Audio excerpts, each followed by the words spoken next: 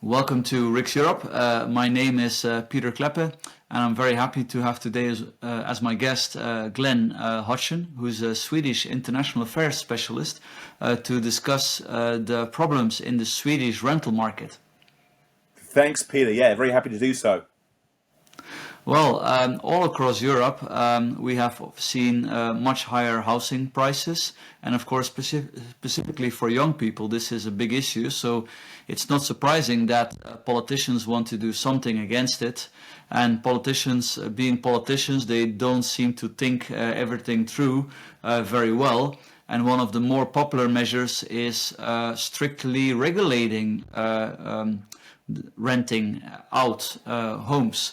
But as far as I understand, Sweden is, and specifically Stockholm, one of the places in Europe with the strictest rental regulation. So maybe you could tell us how this has play out over there.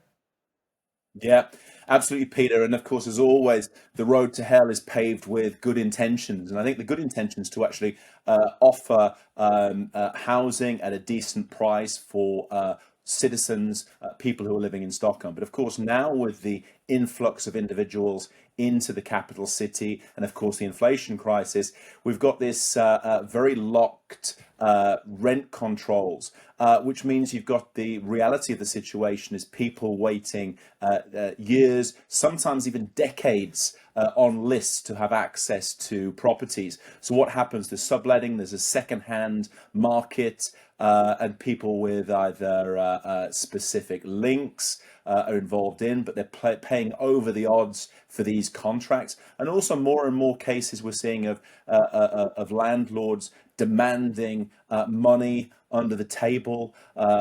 Even some cases of sexual harassment of young women who are to try and get the best apartments in certain places, and also there's no social controls on this second-hand black market as well. So on the back of the good intentions, we're seeing more and more problems and more situations whereby the rental market is more unstable than it was before. I mean, this is actually almost crazy to believe. So if I move to Sweden and I want to rent an apartment, you're saying that's not actually possible unless I wait for 5 years, 10 years, God knows what, Yeah, and I'm forced to go on the black market where if there's like a dispute with the landlord, I cannot go to court. That's correct.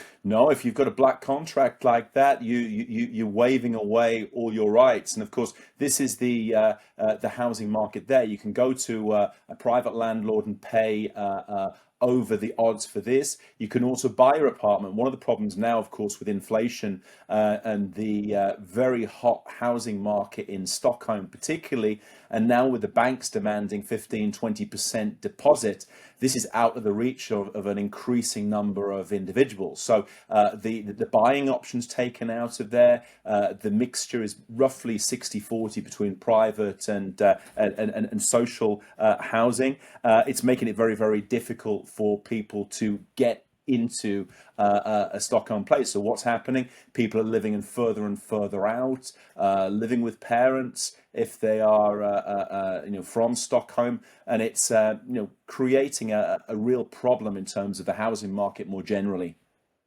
Well, it's very concerning. So, anything else you think that people should know about this kind of socialist model of rental control?